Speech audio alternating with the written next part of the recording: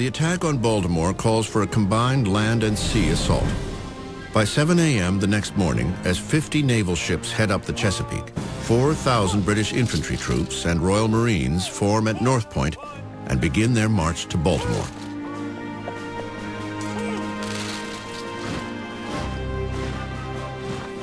Marching in the hot, humid conditions of a Chesapeake Bay summer would be hard enough as it is, but marching in a woolen uniform with equipment, musket, 60 rounds of lead balls, haversack, knapsack, water canteen, was absolutely draining to the soldiers. A number of them died by the side of the road. Undaunted, British Commander Major General Robert Ross, flushed from his overwhelming victory at Bladensburg and the burning of Washington, presses on. When informed that militia make up the majority of American troops, he declares, "I don't care if it rains, militia." He will soon regret those words.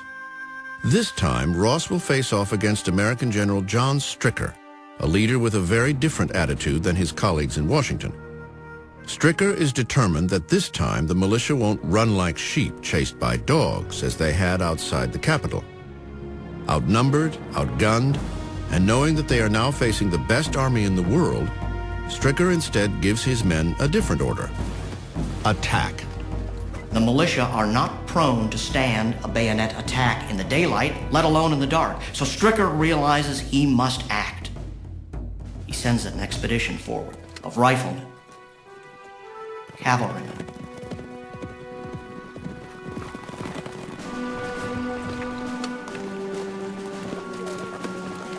they detect the British and they begin to fire.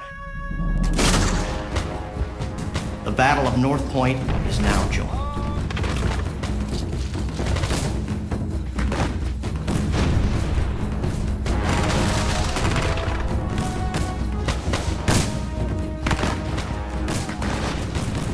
As the fire intensifies, General Ross rides up to assess the situation. When he turns to rally the light infantry, one British lieutenant recalls what happens next. He had scarcely entered the wood when an American rifleman singled him out. He fired the ball, true to its mark, pierced his side. An anonymous sniper strikes down the commander of the British land forces. Ross falls from his horse, mortally wounded. Moments later, British fire fells the American rifleman.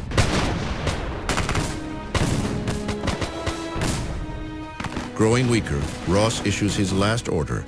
He yields command to Colonel Arthur Brooke, then dies. News of Ross's death quickly spreads through the ranks. Midshipman Robert Barrett expresses the shock shared by many in the British invasion force. I can vouch that the lamented Major General Robert Ross was regarded by all ranks as a chivalrous hero whose humanity and bravery were equally conspicuous, and that his memory will never die in the regiments he so often led to victory. The sniper's name has faded into history. With one shot, he would never know how he had changed the course of the War of 1812. The tragic death of Ross affected the British Army in a very significant way. He was a known quantity. They knew what they could expect from him, and they trusted him. The British Army at this stage were in something of a quandary. For the British, Major General Ross's death means more than just losing a leader. What was once an invincible juggernaut has experienced the first chink in its armor. Imagine if Eisenhower had been shot the day before D-Day. That's what happened here. Ross was killed by a sniper, and the organization went into shambles. Men who really loved that general weren't so quick to turn to his replacement for leadership. Had he lived, Ross might have emerged as the battle's most well-known figure.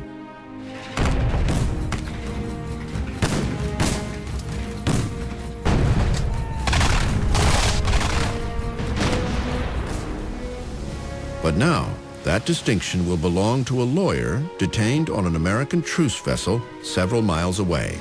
His name, Francis Scott Key.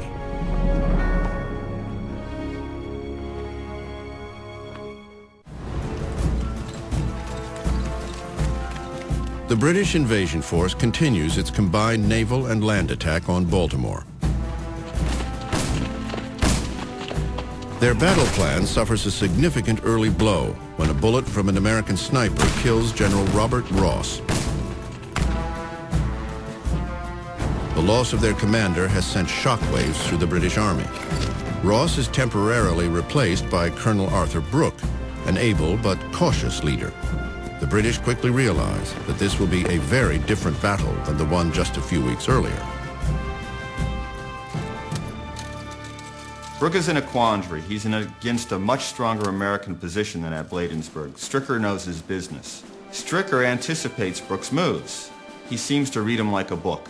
As a result, every time the British columns move against the American position, Stricker dispatches troops in reserve to flesh out and harden up that defense. To breach Stricker's defense, Brooke orders an artillery barrage.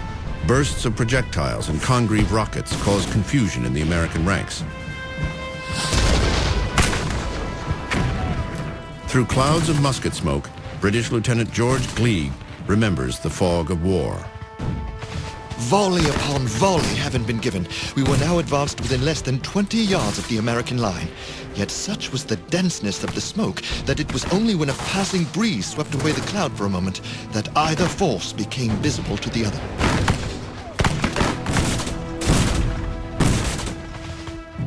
Stricker, seeing his line threatened by oncoming British forces, calls for a retreat. But unlike the militiamen who scattered at Bladensburg, he retires his troops in good order to the very outskirts of Baltimore. Meanwhile, in the harbor, Major George Armistead, the commander at Fort McHenry, views the approaching British fleet from the ramparts. Prepare to fire!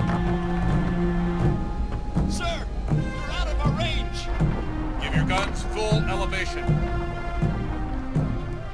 From the number of barges and the well-known situation of the enemy, I have no doubt but that an assault will be made this night upon the fort. Aboard the 50-gun frigate HMS Surprise, Captain Edward Codrington reflects the confidence of the British Navy in a letter to his wife. The work of destruction is now about to begin, and there will be many broken heads tonight.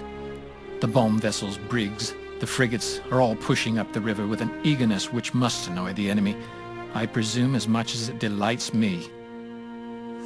Dawn, September 13th. The bombardment of Fort McHenry commences. From their position 2 miles away, heavily armed British bomb ships unleash an early 19th century version of shock and awe. This is the most powerful, destructive force known to man in 1814. 1,500 of these are thrown at the fort, exploding 190-pound cast-iron bombs. This is what's striking fear into the hearts of the Baltimore defenders. Miles from Fort McHenry, the citizens of Baltimore feel the power of the British artillery volleys. A local newspaper reports. The houses in the city were shaken to their foundations. For never, perhaps from the time of invention of cannon to the present day, were number of pieces fired with so rapid succession. 8 miles away, a 35-year-old Georgetown lawyer named Francis Scott Key watches the bombardment aboard an American truce vessel. Just prior to the battle, he had arrived at the British fleet in Chesapeake Bay to secure the release of a friend. But before they can leave, the bombardment of Fort McHenry begins, and they're trapped. Key now finds himself in the middle of the storm.